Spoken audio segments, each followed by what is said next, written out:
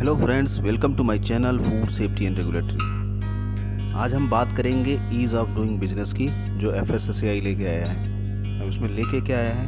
इसमें लेके आया है कि पहले रिन्यूअल में, लाइसेंस और रजिस्ट्रेशन के रिन्यूअल में काफ़ी टाइम लग जाता था, और उसकी वजह से जो ड्यू डेट है, मतलब लाइसेंस एक्सपायर हो जाता था और हमारा लाइसेंस आता नहीं था रिन्यू होके FSSAI से। तो उसके लिए FSSAI ने ईज़ ऑफ डूइंग बिजनेस के लिए, बिजनेस को आसान बनाने के लिए कि लाइसेंस आसानी से मिल जाए, रजिस्ट्रेशन आसानी से मिल जाए रिन्यूअल के बाद, इसके लिए क्या किया है, एक आसान तरीका निकाला है। उसके बारे में हम बात करेंगे आज। तो उसके पहले आप मेरा चैनल को सब्सक्राइब कर लीजिए। अगर आपको मेरी वीडियोस अच्छी लगती हो तो प्लीज़ मेरे चैनल को शेयर करिए और सब्सक्राइब करिए। तो बात करते हैं पहले स्लाइड की। 11 जनवरी का ये रेगुलेशन आया है। इसमें क्या हुआ है कि पहले जो रेगुलेशंस होते थे उसमें होता था कि आपने रिन्यूअल के लिए अप्लाई किया, फिर आप जो भी मैंडेटरी डॉक्यूमेंट्स थे, अपडेटेड डॉक्यूमेंट्स FSSAI मांगता था, फिर FSSAI में जाता था, वहाँ पे स्क्रूटनी होती थी, डॉक्यूमेंट्स को चेक किया जाता था, वेरीफाई किया जाता था, उसमें काफ़ी टाइम निकल जाता था। मीनवाइल में आपका क्या होता था, कभी कभी जब आप लेट से अप्लाई करते थे तो आपका लाइसेंस एक्सपायर भी हो जाता था। तो वो बड़ी हेडेक वाली चीज़ थी। फिर FSSAI बार बार आपको वापस भेजती थी कि ये डॉक्यूमेंट दो, वो डॉक्यूमेंट दो, ये जस्टिफाई करो, वो जस्टिफाई करो। तो उसके लिए FSSAI ने क्या किया है कि आसान बनाने के लिए जो पहला काम किया है वो ये किया है कि आप अप्लाई जैसे ही करोगे उसके कुछ ही दिन बाद, 2-3 दिन के अंदर ही आपका लाइसेंस जो है वो रिन्यू हो जाएगा, और आपको कोई भी एडिशनल डॉक्यूमेंट देना नहीं है। जिस डॉक्यूमेंट्स पे आपने लाइसेंस लिया था पहले, उसी डॉक्यूमेंट्स, उसी बेस पे आपका लाइसेंस रिन्यू हो जाएगा। फर्दर आपको क्या करना होगा, कुछ चेकलिस्ट होंगी, उस एक टिक मार्क करना होगा उसमें, जो FSSAI आपसे कंफर्म करेगा। तो ये सारी चीज़ें हैं। No change in the existing details of the licence registration shall be allowed. मतलब आप कोई भी चेंज एग्जिस्टिंग डिटेल में नहीं कर सकते हो। और क्या नहीं कर सकते हो आप? वैलिडिटी ऑफ द रिन्यूअल, जो लाइसेंस रिन्यू होगा वो सिर्फ 1 साल के लिए होगा। पहले क्या है, अभी 1 से 5 साल तक के लिए आप रिन्यूअल ले सकते थे जब कराते थे, लेकिन अभी जब आपको लाइसेंस मिलेगा इंस्टेंट रिन्यूअल में, वो सिर्फ 1 साल के लिए मिलेगा। 1 साल के अंदर जब दोबारा आप रिन्यूअल में जाओगे तो फिर आपको स्क्रूटनी कराना होगा, जो भी डॉक्यूमेंट्स हैं अपडेटेड FSSAI आपसे मांगेगा। दूसरा क्या है, रजिस्ट्रेशन में क्या होगा, रजिस्ट्रेशन में कोई ऐसी 1 साल की वैलिडिटी नहीं है, आप 5 साल के लिए भी ले सकते हो। तो ये चीज़ है। उसके बाद है FBOs who license registrations have been suspended। अब जिस FBO का लाइसेंस सस्पेंडेड हो गया, कैंसिल हो गया है, उसके लिए ये रूल अप्लाई नहीं है। वो इस चीज़ को इस तरह से रिन्यू नहीं करा सकता। उसको जो लॉन्ग प्रोसेस है उसी के थ्रू जाना होगा, जो पुराना वाला सिस्टम था। उसके बाद ये जो है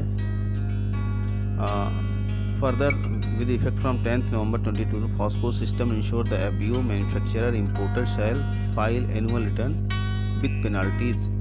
अब अगर आप इंस्टेंट रिन्यूअल के लिए जाते हो तो उससे पहले आपकी जो भी एनुअल रिटर्न्स का बचा हुआ है, अगर आपकी कोई एनुअल रिटर्न भरी नहीं गई है, आपने भरी नहीं है, तो उसको आपको क्लियर कराना होगा पेनाल्टीज़ के साथ। पेनाल्टी तो लेगा ही FSSAI। तो वो सारी चीज़ें आपको विद पेनाल्टीज आपको क्लियर करनी होंगी, उसके बाद ही आप रिन्यू करा सकते हो अपना licence.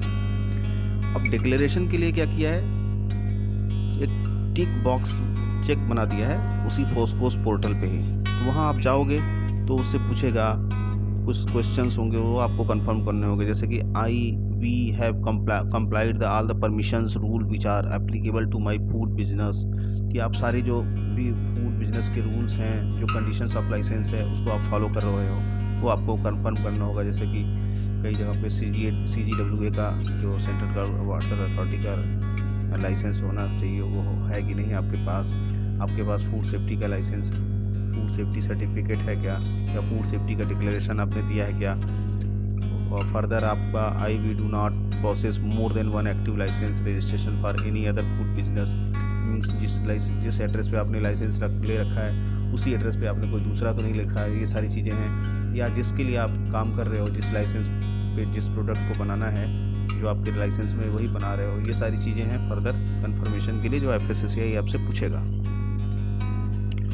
Validity of the new licence and registration for licence, जैसा कि मैंने बताया, the validity of the new licence is now restricted to only 1 year. अब 1 साल के लिए ही रहेगा। द एग्जिस्टिंग प्रोविजन जो है ये क्लाउज का 2.1.7 licensing and registration started the registration licence granted shall be valid for a period of 1। अब लाइसेंस का तो 1 साल है, लेकिन फर्दर जो रजिस्ट्रेशन का है वो सेम ही है। आप 1 साल के लो, 2, 3, 4, 5 साल के लिए ले सकते हो आप। For registration validity will be continue as per the 1 to 5 year.